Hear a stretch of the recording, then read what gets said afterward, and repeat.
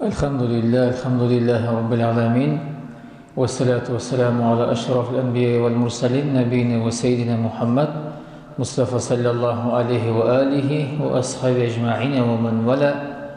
الحمد لله أول والآخر والظاهر والباطن خلق فسوى وقدر فهدى بيده ملكوت كل شيء وهو يجير ولا يجار عليه. أحمده سبحانه وأشكره وأتوب إليه وأستغفره وأشهد أن لا إله إلا الله وأشهد أن محمدا عبده ورسوله. بعث الله بين يدي الساعة بشيرا ونذيرا ودعا إلى الله بإذنه وسراجا منيرا. فصلوات الله وسلامه عليه وعلى آل بيته الطيبين الطاهرين وعلى أزواجه الأمهات المؤمنين وعلى أصحابه والتابعين ومن تبعهم بإحسان إلى يوم الدين. Hürmetli mümin Müslümanlar, gazizdin kardeşlerimiz, indişinden de barçağızını da biz yerde meşitine sizni kurga bik şat. Allah Rabbi şu cuma saatleri bizni mübarek etsin. Barçağızını da selamlıyız. Esselamu aleyküm ve rahmetullahi ve berekatuh. Allah'tan selamı, rahmeti hem nimeti olsun. Rabbimiz Allah Adem balasın bar itip şu dünyada bizge indi köp nimetler, şatlıklar, bereketler biri. İndi gaziz bulgan ata-ana kişisi şundan da indi balanı terbiyeli. Okuta, yani şulay indi turmuşun yolun kursiyeti. Allah subhanahu ve teala'ga Adem balası şükür iterge tiyiş ikenligin biz her vakit işitemiz, hem bilemiz. Bu gamel ibadetlerini namaz bulsun, uraza bulsun, zekat, hac, hem başka izgilikler Adem balası Allah rızalığı için kıla. Allah Teala'ya bu gamel ibadet gerek mi? Biz onu anlıyoruz. Lakin bu gamel ibadet bizge gerek. Eğer de Adem balasını aşarlık kıla iken, onun kalbi şununla indi qorala başlayı. Deyip Resulümüz bizge haber edi. Lakin Adem balası şulay kurmuşta hata kimçiliklerini kılalar. Ansı da bilgili. Lakin Allah subhanahu ve teala bizge indi ite, eğer rahmet etseniz, şükür kılsanız, gamel ibadette bulsanız, ol da jetmeyken. Qalilan ma tashkurun. Eğer de şükür kılsanız de, ol da bik az de. Yani şu turmuşta Adem balası özü bir nimet. Ayaklar, kollar, ağzalar, tuyu hisi hem bik köp nimetler Allah Teala bizge biri. Şu nimetlerini Allah Teala bizge biri iken, Adem balası şükür yüzünden rahmet ettirge tiyiş. Eğer de biz indi ata-ana kişisine rahmet etsek, eteğin kişisi şaplana kuvana. Şulay bitin qarala balası üstü tertipli iken rahmet ete. Lakin eteğin kişisi kitmi bitindi şu rahmet sözüne. Lakin rahmet söz bulsa eteğini kuvana, şatlana. Hem bugün kinde de cemaat eğer de Allah subhanahu ve teala bizge dünyanı, turmuşunu, nimetini, yani şulay yaşayış revişini bizge bireyken, bizim şu dünyada Allah subhanahu ve teala var ikenligin, bir ikenligin ant etip şükür kılabız, rahmet etemiz. Şükür kulu, rahmet etu şulay ibadet. Eğer de biz Allah'ın nimetini kurabız iken, süynəbiz iken, şaklanabız iken, Allah subhanahu ve teala bizge ecri savab bireyken. Namaz okuyabız iken Allah'a şükür. Uraza tutabız iken elhamdülillah. Lakin cemaat dünya hem turmuş fakat namaz hem indi uraza bilen beyli tügel. Satu alu var şulay bitinde, sevdagerler, yana şulay indi aralaşu, müğamele qaru. Adem balası bilen yaşav, yana şulay bağlarını terbiye, turmuşta bir köp vazifalar bizden.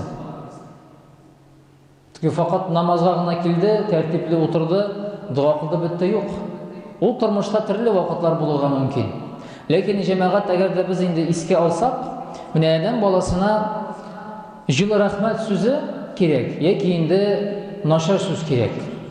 Без нәрсә сайлыйбыз? Бөтенебез яхшылыкны сайлыйбыз һәр вакыт. Ләкин инде һәрбер чагызда без бит инде адәм баласы шулай хата кылабыз. Хаталыклар бар. Расулыбыз бу хакта да әйтә, һәрбер адәм баласы хаталы ди. Ләкин инде шушы хатаны, гаепне танырга кирәк икәнлеген Расулыбыз безгә аңлата. Аллаһ субханаһу ва тааля рәхмәте белән адәм баласы яши. Намаз укып та, намаз укымыйча да. Шулай бит? Тормыш бара. Мөмин кеше һәм мөмин булмаган кеше шулай ук вафат була. Аны шулай күмәләр. Дөрес? Һәм Аллаһ субханаһу ва тааля безгә инде мөмкинчелек бирә сайларга һәр вакыт. Ак белән караны, җәннәт белән җәһәннәмне, мөмин һәм мөмин булмаган кешене әгәр дә инде дөньяны менә алып барсак, шулай бит инде дөрес юл белән, тәртипле икән, тәртип белән һәр вакыт безгә җиңел була. Әгәр дә инде тәкәбберлек булса, хөсетлек булса, яны шулай инде кешегә карата ниндидер нәфрәт уянса, аның белән дә яшәп була. Ләкин авыррак. Менә без җәмәгать беләбез бит инде, менә адәм баласының менә аяклары, куллары, әгъзалары шулай бит инде. 5 бармагы бар. Менә булай әгәр карасак. Ләкин кайбер очракларда без күрәбез, менә кешеләрне, алар махсус кешеләр. Физик, кайбер очракларда физик яктан зәгыйф булган кешеләр дип әйтәләр. Ләкин инде рухи яктан алар көчле. Менә бүгенге көндә сау-сәламәт кеше ул башкача тормыш алып бара. Ләкин менә бу дөньяда һәм безнең арада яшәгән адәм балалары, алар инде дини яктан, дөньяви яктан, рухи яктан, гаилә мәсьәләсе булсын, балалар тәрбия булсын, һәм инде тормышны дөрес итеп сау-сәламәт алып бару үз кешесе юлларын күрсәтә. Һәм үз артыннан күп кешеләрне ияртә. Ул җәмәгать өчен дә бүген көндә бик актуаль. Һәм Аллаһ субханаһу ва тааля рәхмәте белән безгә инде һәр барчабызга да менә бу тормышта әгәр дә инде искә алсак, бар бит инде бәхәсләр килеп чыга, шулай бит инде сүз әйтү килеп чыга. Ләкин ул онытыла. Истә нәрсә кала? Җылы сүз, рәхмәт сүз. Гомерлеккә кала. Чын күңелдән әйтелгән сүз. Шуңа күрә җәмәгать шөкр кылу Аллаһ Тәгаләгә. Ва ин шакартум ла азиданнакум. Аллаһ Тәгалә үзе Коръән-и Кәримдә әйтә, әгәр дә шөкр кылсагыз, мин сезгә арттырып бирәм бәрәкәтне ди. Үзебездән тора битмәсе. Әгәр дә Аллаһ Тәгалә безгә инде бирә икән гакыл, адәм баласы чыннан да инде ул дөрес юл белән генә бара алмый. Чөнки бит инде безнең нәфес бар. Адәм баласының шулай бит инде менә бу тормышта ак белән караны, җәннәт белән җәһәннәмне һәм инде яна шулай начарны һәм яхшылыкны чагышты торган, шулай бит инде менә бу тормышта тәҗрибә булырга тиеш. Шуңа күрә Аллаһ субханаһу ва тааля безгә инде тормышны, гомерне, вакытны бирә. Шушы тормышта без инде исән чакта хата кимчелекләрне Аллаһ Раббыбыз гафу итсен дип мөрәҗәгать итә алабыз, дуа сорый алабыз. Яна шулай инде Аллаһ субханаһу ва тааля изге гамәлләрне кабул кылып, безгә инде хәерле, бәрәкәтле, матур тормышларны, хидаят юлларын күрсәтсен дип без инде һәр вакыт дуа сорыйбыз. Һәм Расулыбыз әйтә, үзегезгә теләгән әйберне башкаларга теләгез сорагыз ди. Үзебезгә инде бер һәр вакыт яхшылык сорыйбыз, начарлык бер качан сорамыйбыз. Шуңа күрә Аллаһ Тәгалә насыйп итсен, бөтенебезгә дуа кылганда дусларыбыз, кардәшләребез, һәм яна шулай инде менә туганнарыбыз өчен, балаларыбыз өчен, гомумән адәм баласы өчен яхшылык сорарга, Аллаһ субханаһу ва тааляга шөкр кылып яшәргә, яна шулай инде әти-әниләргә, әби-бабайларга, яна шулай менә бу тормышта безнең бар икән ниндидер шатлык, ниндидер нигъмәт. Адәм баласы инде дини күзлегеннән карасак, һәр вакыт Аллаһка шөкр, әлхәмдүлилләh дип әйтә. Һәм инде шушы тормышта Аллах Таалага инде иман китереп, ла иляха иллаллах, Мухаммадур Расулуллах сүзләргә туры калып, хәйрле гамәл кылырга Аллах Таала бөтен безгә барчабызга да насип ва мияссәр кылсын иншаллах Таала. Уважаемые единоверцы, хотелось бы пару слов на русском тоже сказать. Очень важные, главные слова, которые мы можем выразить по отношению к Господу, по отношению к родителям, это слова благодарности. И Всевышний дает нам возможность жить. Мы понимаем, что у каждого есть свой выбор.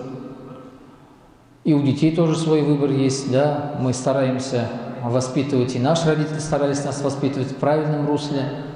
И, конечно, на сегодняшний день мы понимаем, что у каждого свой путь, и Всевышний дал возможность выбирать. Дай Аллах Та'аля, чтобы мы смогли донести до наших детей, до наших внуков, иншаллах, что в жизни самое главное – это быть благодарным. Потому что Всевышний говорит, если вы будете благодарны, то я увеличу ваше состояние физическое, финансовое, духовное. И в совокупности все это дает определенный результат. Если что-то где-то не хватает, да, на каком-то уровне, то, конечно же, человек это сразу чувствует. И хотелось бы, чтобы каждый из нас понимал, есть хорошее и плохое, мы это всегда понимаем. Хорошее забывается, но нет, плохое забывается, а хорошее помнится всегда. На всю жизнь хороший, добрый поступок, он запоминается.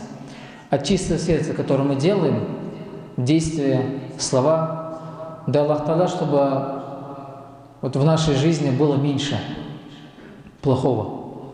Каждый из нас ошибается, каждый из нас спотыкается. Но Всевышний дал жизнь, и это нормально. Мы после того, как совершили ошибку, осознаем, что мы сделали неправильно. И Всевышний нам дал возможность исправить это, пока мы живы. Если мы делаем что-то плохое, то как бумеранг плохое возвращается. Если мы делаем что-то хорошее, то хорошее тоже возвращается.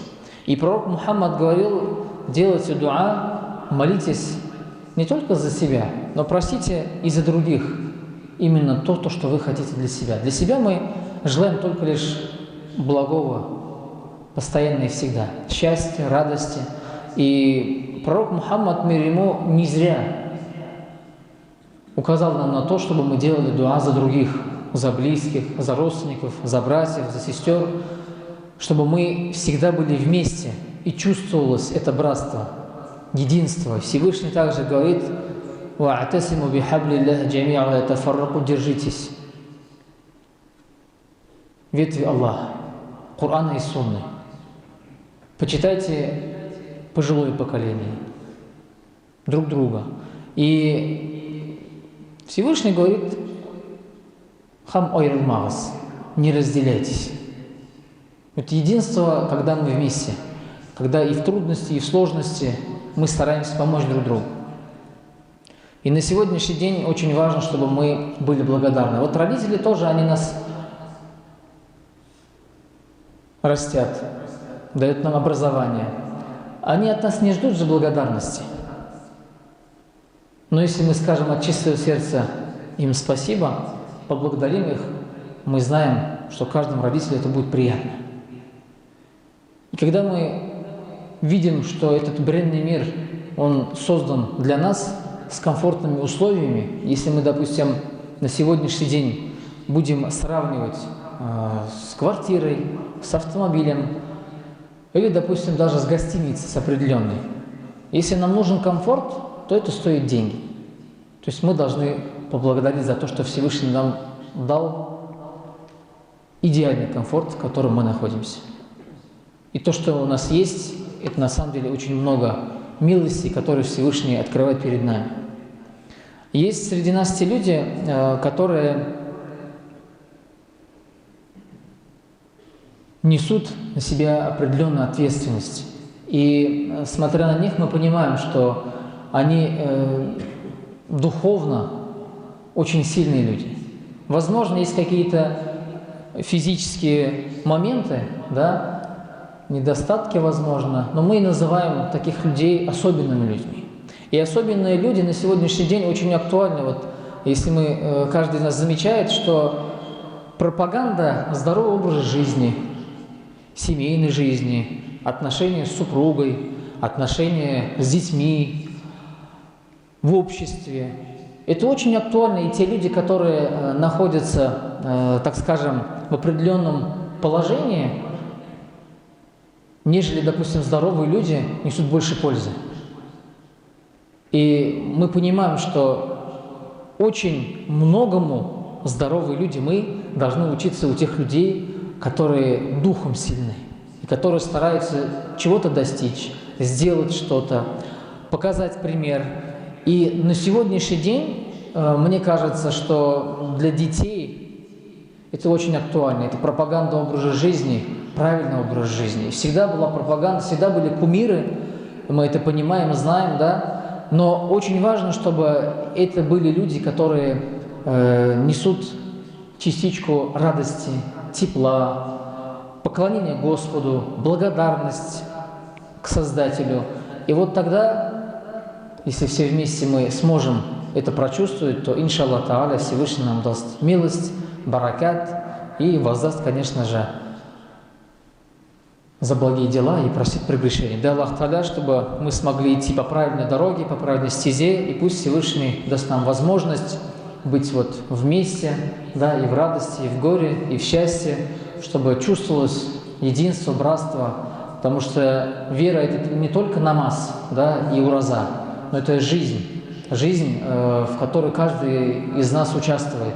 И дай Аллах Та'аля, чтобы мы всегда были верующими и старались совершить как можно больше благих дел. Вассаляму алейкум ва рахматуллахи ва баракату. Также хотелось бы сказать, что акция, которая у нас была, она также продолжается. Да, это Коран для незрячих, который состоит из 6 томов, стоимость 7600 рублей. Каждый из нас, да, каждый из вас может участвовать в этом богоугодном деле. Енді изгі ғамәлләрдә катнашырга Аллаһтан насип етсен. Енді Braille система буенча безнең Коръән, ул инде 6 томнан тора. 7600 сум тора бер Коръән, бер комплект. Шуңа күрә инде изге ғамәлләрне башкарырга Аллаһ Таала бөтенебезгә насип ва миясәр кылсын. Вассаламу алейкум ва рахматуллах ва сами'у дуа.